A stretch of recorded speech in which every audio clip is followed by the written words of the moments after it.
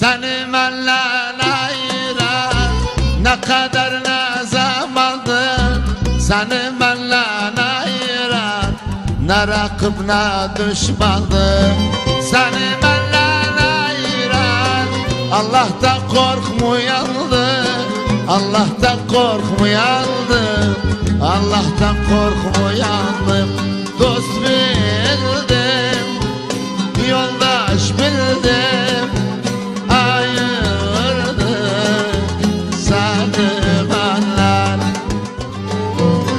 Seni benden ayıran koymasın dünyasından, benim kimin ayrılsın evinden bağlasınlar. O dünya